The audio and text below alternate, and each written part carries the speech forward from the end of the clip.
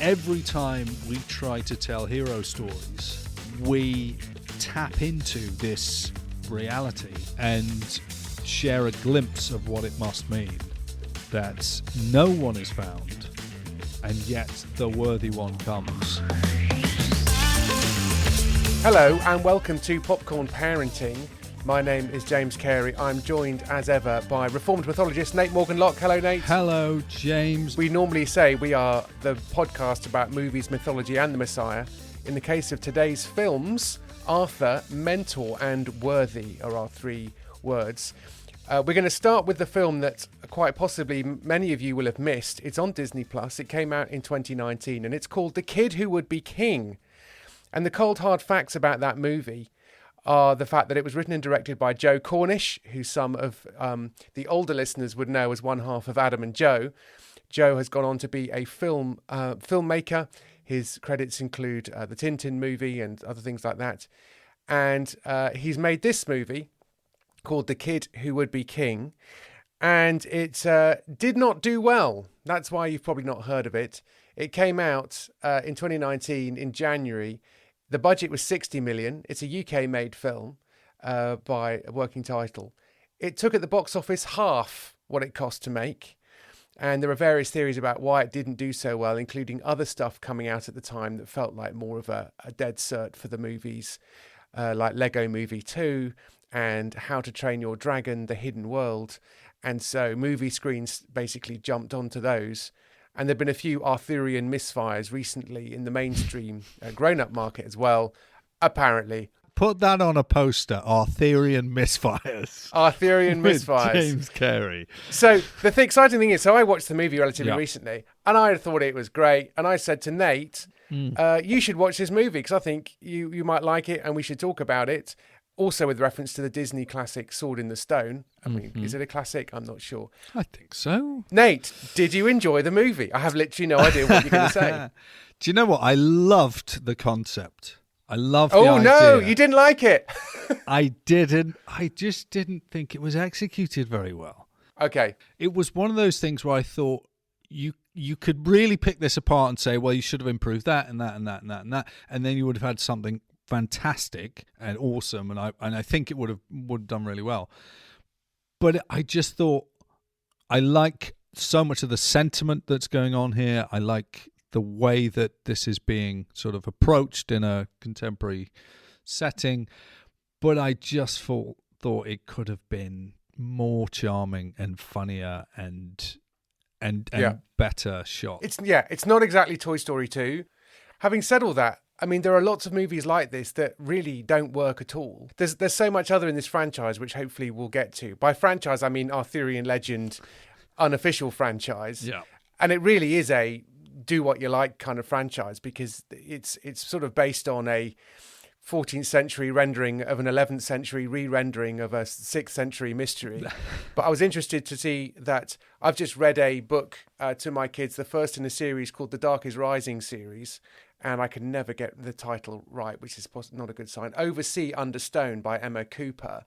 So this taps into the Arthurian legend, and it's sort of set in Cornwall. And it's a bit like Swallows and Amazons, but in Cornwall. And a little bit creepier and a bit more sinister. The second book, The Dark is Rising, was turned into a movie called The Seeker, which absolutely tanked and vanished without trace. And at the cost of $31 million at the box office. And so it strikes me that we don't really know how to handle stuff like this. You know, the good versus evil stuff, it feels like we have to subvert it in a way that it slightly kind of crumbles in our hands. Yeah.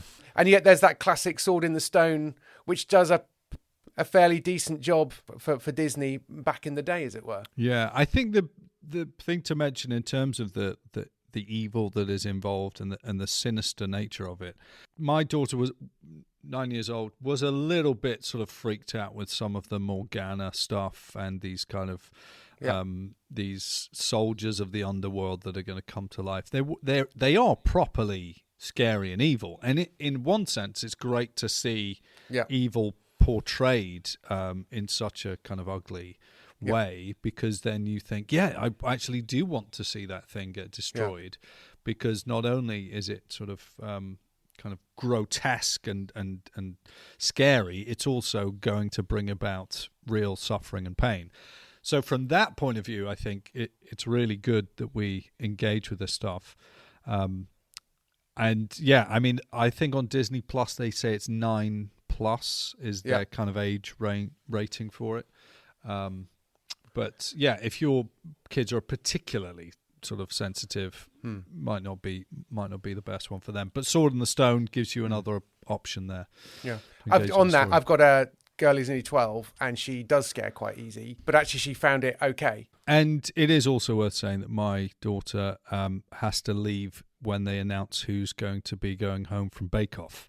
Okay. So she can't deal with that level of tension. Okay. So the fact that there are all these kind of vines crawling around and this scary voice going on, she was just like, hi. But she did stay, and she did stay till the end. And therefore, because she'd stayed till the end, she did get that fantastic sense of joy when all the school kids are fighting, defending the land together. It's great. And it's a good one for boys in particular, I think, as well, partly for that reason, because we've talked a lot about Encanto and Turning Red and those kinds of things, and I'm fine with movies aimed at girls and movies aimed at boys. That's fine. This is definitely, I think, an exciting one for boys, isn't it? Yeah. And the boy in particular, incidentally, is the son of Gollum, Andy Serkis. So he's got some pretty good pedigree on this sort of kind of thing. He has. I mean, it's probably worth saying he plays Alexander Elliot, who is the hero of the story, along with his friend Bedders. They have to deal with... my favourite. Bedders, I mean, he is the comedy sidekick, par excellence, really. And the two of them have to kind of navigate their way around secondary school. And there are these two bullies called Lance and Kay, and they kind of keep beating Bedders up. And so in the kind of save the cat moment at the beginning of the film, when we're supposed to see Alexander Elliot kind of step up to the plate, as it were, and put himself at risk for others, he goes and confronts these bullies. And then as the story kind of continues to unfold, they chase him. He ends up kind of running away and finding himself on a building site, which felt a little bit like, it reminded me of the bit in the Lego movie when Emmett kind of falls down and finds the piece de resistance. But he falls down into this building site, and there, lo and behold, is a sword in a piece of stone. And so he pulls it out and therefore fulfills the prophecies that an heir of Arthur will come and will strike down Morgana when there is a solar eclipse. So it's quite fun in that way, because you've got lots of really deep-rooted mythological concepts that are being played out again and played out fresh in the modern day.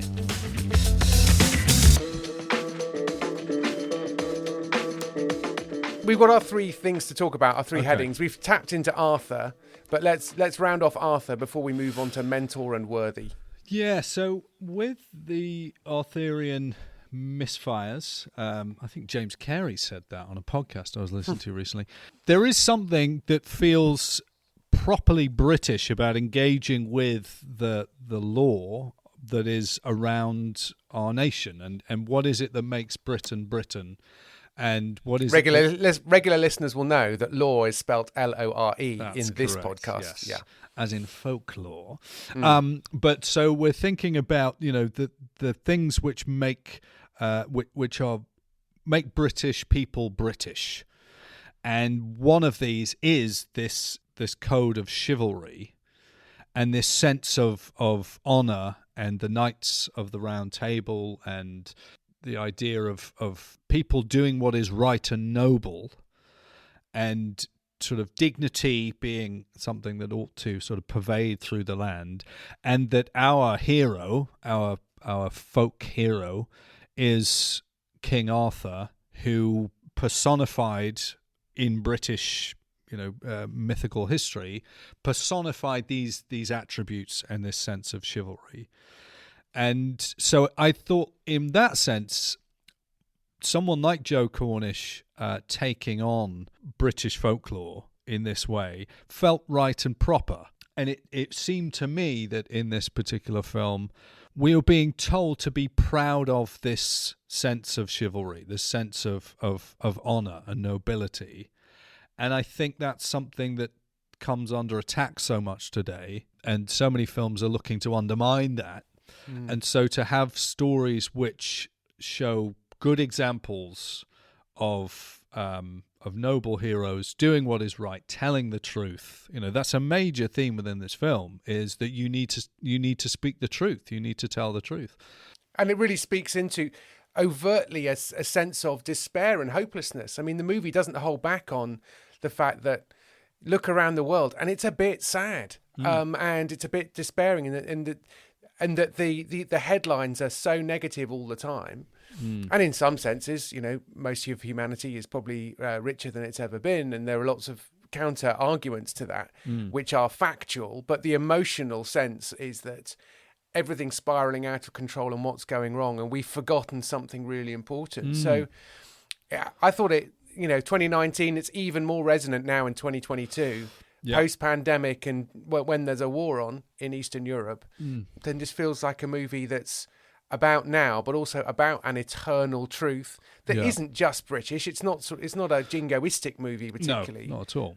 But there's something about the respect for the ancient legend and the code of chivalry and those sorts of things, which is really appealing. And I think again that's sort of what you're looking for, is filmmakers and storytellers who are prepared to tell great stories about where they're from. So we talked about, Encanto, we talked about Turning Red, and they feel like they are kind of very ethnically defined or ethnically driven. There is a desire to kind of celebrate a particular culture, and that most of the films we tend to look at do tend to be based in the States. And so to have, for a British audience, stories about Britain where people are going to Tintagel or going to Glastonbury, we can go and visit these places. We can go to Tintagel, we can go to Stonehenge, we can go to the places where these things have filmed and the stories being played out in a really fun way. I mean, obviously we haven't at any point in Popcorn Parenting tried to tackle the behemoth that is the Harry Potter series, which is obviously a very British-rooted story. But yes, arguably Harry Potter is drawing quite consciously from Arthurian legend itself. So there we go. And I guess let's just lean into how we can discuss this movie and this idea with our kids in terms of, before we get on to the next two things. Yeah. I mean, it's a pretty slam dunk easy truth, isn't it, about a long-promised king returning, and there are lots of very Christian themes there that are almost so obvious that it's quite easy probably to miss them. Yeah, and the fact that as King Arthur has his Knights of the Round Table, Jesus has his disciples, and what do the four of them, Alex and Bedders and Lance and Kay, what do they do when they finally get to the school? Well, they rally the whole school. And that kind of feels in some ways like the birth of this, not just a small group, but the birth of a church, in a sense, rising up to sort of tackle, to fight evil as it kind of comes to raise its ugly head. So in that sense, you can play with those very strong good versus evil, and the promised king who will come and take up arms against evil. Yeah. So just basic questions like, who does this King Arthur figure remind you of? Yeah. Those kinds of things. Yeah. And they might not say Jesus, and they might actually come up with a really interesting answer that is like, oh, okay. Yeah. Oh, is he like Joshua? Well, yeah, I suppose so. And Joshua's got the same name as Jesus. They're both called Yeshua. So, so you've got other little springboards there. Let's move on to the mentor, because that naturally flows out of it. So when we're thinking about King Arthur, the very next name that really appears on that list will be Merlin. And it's an interesting thing, obviously played out in Sword the Stone, that Merlin has his owl Archimedes, who's involved in the Disney version. But in The Boy Who Became King, Merlin can transform into an owl himself, and so he can assist Alex wherever he is. But you've got this very archetypal idea of the young prince or young king and his kind of almost otherworldly, priestly, wizardy mentor. So I was trying to make a bit of a list of these, and there are absolutely hundreds. So you can say it's Luke Skywalker and Obi-Wan Kenobi. You've seen it there. You've got it between Harry Potter and Dumbledore. You've got it between Bilbo or Frodo and Gandalf. You've got it between Prince Caspian and Dr. Cornelius. You have it with Daniel San and Mr. Miyagi, Marty McFly and Doc Brown. We have this very deep-rooted idea that you are supposed to have the hero, and then he must be aided and given his wisdom and given his instruction by this older figure. And it's almost always sort of a young man with an older man. But if I think, and we'll talk about this in the final section, but you could also play this out with Cinderella and the fairy godmother, that you need to have this kind of other person who will provide guidance and instruction and direction to our hero. And I'm sure for most kids who watch Boy Who Became King, one of the first things they're going to want to do is to practice the little hand gestures that Merlin does when he's kind of doing a kind of version of a Jedi mind trick on people to make them stop a coach or to get them to give him a lift somewhere. So there's that concept of the older, wiser mentor and the young hero who is going to go and do the work is so deep-rooted. Why do you think that is, James? I don't know. All I'm thinking of is other versions of that, like one of our favourites, Hercules. Yes. You've got that with I've forgotten his name. I've forgotten his name too. Played by Danny DeVito. Played by Danny DeVito, yeah. So you want to be a hero? Well, whoop-de-doo. You know, he's sort of really got the Jimmy Durante voice going. Yeah. Well, I mean, on one level, it's like we are the disciples and Jesus is our mentor, is our king. Yeah. But I guess these figures sort of tap in more into the kind of the Moses and Elijah types. Yeah, you've got it. You've definitely got it. You've got something akin to that going on with Moses and Aaron when you're looking biblically. But I suppose the prime example that you see when you've got the king and his prophet is David and Samuel. So you kind of see that played out.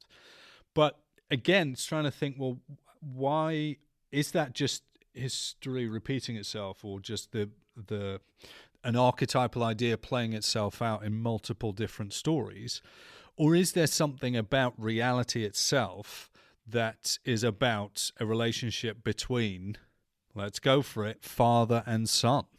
Right. And so Jesus, as the true promised king, the true heir, the word of God, the one who has been sent by the Father, and the one who, through his heroic kind of journey, as he brings salvation by tackling evil and confronting it, he is in almost constant communion with the Father in prayer. And so we're repeatedly seeing him go back and say, even at the point of greatest crisis, right? If you are willing, take this cup from me, but not my will, your will. And then the ultimate moment, which on the cross, my God, why have you forsaken me, is that point at which we're seeing salvation being wrought, where the hero must stand alone, where in order to save the world, the hero must be properly alone and isolated, and and it's through that death and that disconnection with the Father that we are saved. And so, I mean, that's probably that's maybe taking a bit further than you might do with conversation with your kids, but certainly if you start to raise a couple of these questions about, okay, who's the hero, who's the mentor, you'll see how commonly this is played out. Yeah. And that the hero will learn all that they need from their mentor, and at some stage have to go it alone.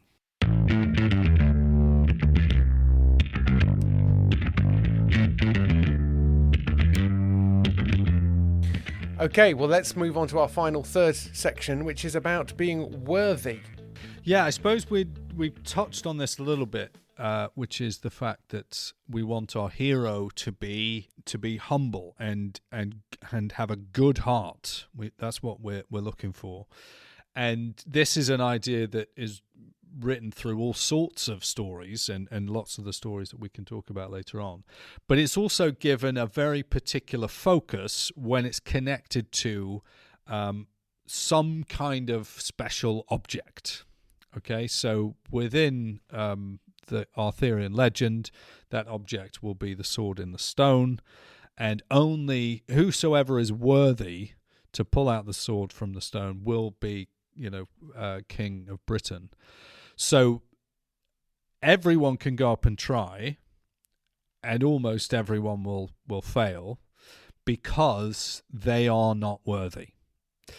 And as we were talking about this morning, so we read through I can't remember which book it was on King Arthur, but I was reading that with my kids this morning, and my daughter turned to me and she was like, "Oh, he's like Thor with Mjolnir." So in the Marvel films, the Thor, the Norse god of thunder, he has his hammer Mjolnir, which only he can pick up. So only Thor is worthy of wielding Mjolnir. And there are various kind of jokes throughout the Marvel Cinematic Universe films about other superheroes who think they're good, and got superpowers. They're trying to pick up this hammer and they just can't do it. And it's actually quite a brilliant little running joke, and finds its brilliant fulfillment at the very end of the Infinity Saga when Captain America, I'm not spoiling it for you because I don't think you're ever going to watch it, are you? But nope. Captain America, who has proven himself worthy in his own kind of narrative arc, he is the one who receives Mjolnir to his hand. So then the entire audience is like, whoa, someone else has been found worthy of wielding Mjolnir, the hammer. Now, that again goes through to something like, as I mentioned before, Cinderella. Okay, now, it's slightly different, but after Cinderella leaves behind the glass slipper at the ball, which is a little bit of a, I think it's a slight plot hole, because if the slipper only fits her foot, how did it fall off in the first place, right? Fair enough. But the point is that at the end of the film, or the end of the story, the prince has this object and is looking for the one whose foot it will fit. And in that sense, you're seeing, many come forward to try on the glass slipper, but it will not fit them. Only when the true promised worthy princess Cinderella puts out her foot will the shoe fit. So in that sense, you've got lots of these examples of the worthiness of the hero is revealed through this kind of trial, this act of people having a go. Who can lift the sword out of the stone, for example. I guess Harry Potter a bit as well. There is a bit of that with Harry Potter. He has the sword of Gryffindor, which he pulls out of the sorting hat, I think, in the Chamber of Secrets. So Harry Potter is the kind of heir, Gryffindor's heir. Gryffindor is the head of the house that Harry Potter's in. And so at that point, he is shown to be worthy of wielding the sword. And a biblical example, which is, really helpful to look at, again, to go back to David and Samuel.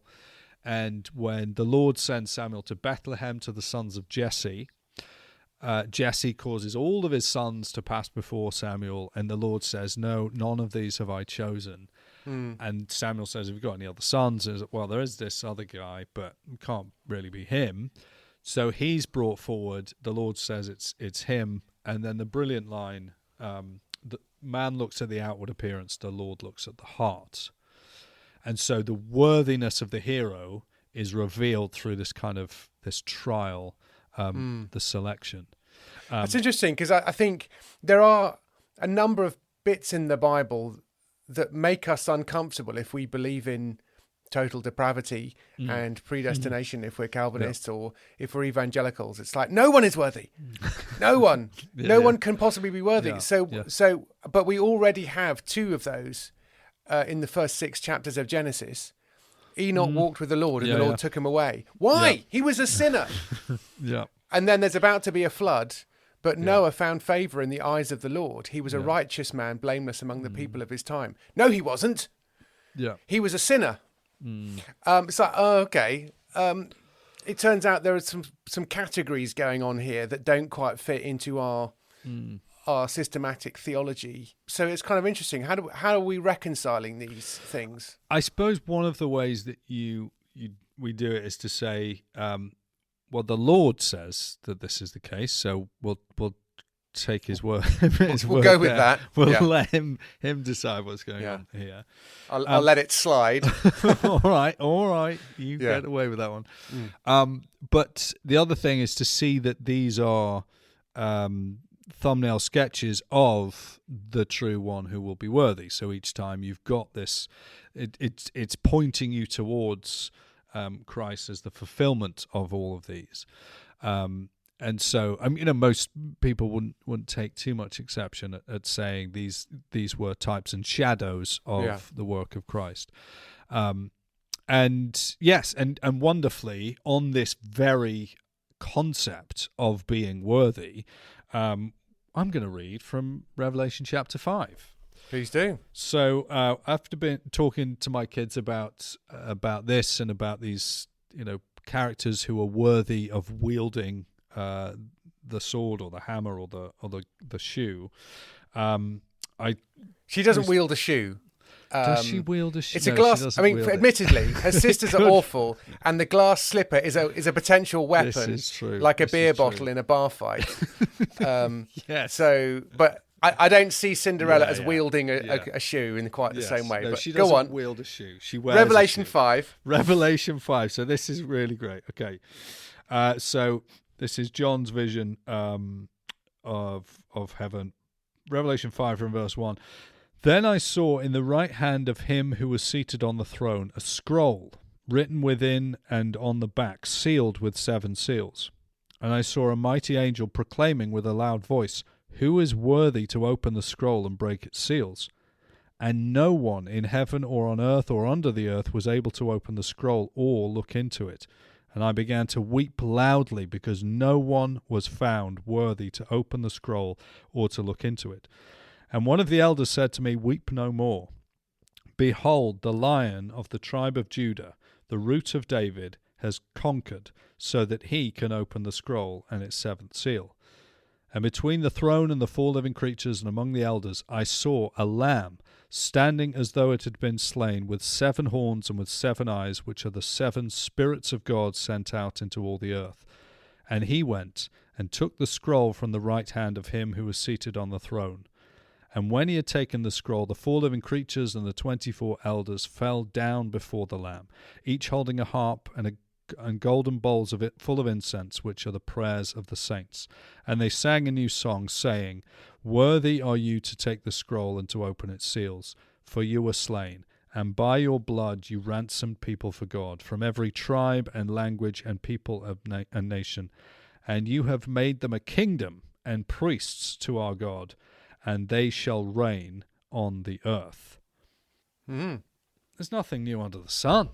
all of this stuff is drawn from the fact that Christ is the Lamb who was slain, worthy to receive glory and honor and power because of the nature of his heart, which is pure and worthy. And every time we try to tell hero stories, we tap into this reality and share a glimpse of what it must mean that no one is found, and yet the worthy one comes and can save the world. So it's just wonderful. It's just wonderful to be able to have such a direct kind of link between Sword in the Stone, Boy Would Be King, and then doing your Bible study with your kids. Great. So whip out Revelation 5 if you want to get biblical in discussing this film. And I think the other thing just to bear in mind beyond the, what was your favourite bit? What was your favourite character? I think, Bedders is definitely my favourite. The Arthur character, it's always the hardest to play the lead because they kind of have to, the weight of the world is on their shoulders, and they're not terribly funny because, as I say, they have to be sort of self-denying. They have to learn. They have to say, I can't do this. It's too hard. So it's a bit of a thankless task. But in our slightly narcissistic age as well, it's easy to think, that I'm either Merlin or that I'm Arthur, and actually I'm Bedders. He is worthy. So this isn't about your worthiness. We want to, but the one who is worthy inspires us and encourages us and equips us and teaches us to do the right thing, as it were, and to be like him and to be counted among those who are worthy. So in a way, we are members of that school who set the traps and fight off the dark knights and all take part in it. And I mean, that's pretty cool, isn't it? Yeah. But that's fair, isn't it? It's not. It's just to say, by the way, kids, you're not Arthur. Even though, he's a regular kid. I don't know. Is that unhelpful to sort of put it in that way? I think that can be very helpful because, you are being invited to enjoy the victory of the hero. You're on his side, right? That's this, and maybe if you've got kids and you're thinking, okay, just thinking very simple questions about this. Whose side do you want to be on? Morgana and those kind of knights of the underworld, or do you want to be on the side of Alex and Bedders and the others? And I think they'll all say that because there's a joy to that side, right? There is something protective and wonderful about that, and there is enemies becoming friends going on. It's great. So it's something really to celebrate. Even if I personally think it could have been executed in a more charming way. But saying that, watch this space because we might work on something together. Yeah, it has inspired me and us. Similar. We've stumbled across a story that we want to tell, so there'll be more on that as we have it. Well, that's great. Thanks very much for listening, everybody. If you wildly agree or disagree with our opinions, or this hidden gem turns out to be not so shiny for you, then send us an email. Is it popcornparenting@gmail.com? That's the one. We would love to hear from you, just to sort of, because otherwise we just sort of put these out into the ether and don't hear much back. So do please let us know. And we've got some other plans to do a couple of other classics as well. I think we're going to do The Lion King, aren't we, Nate? I think we shall. Yeah. And then one of the what else is on the list? Miyazaki. We're gonna dive into Japanese filmmaker Hayao Miyazaki and his work. Studio Ghibli, probably My Neighbor Totoro, but maybe we'll do one of the others. We'll see. If you've got any thoughts on that, let us know. Absolutely. Thoughts on anything, we'd love to hear them. Thanks very much for listening. Cheers, Nate. Cheers, James. Speak to you all next time. Bye-bye. Bye-bye.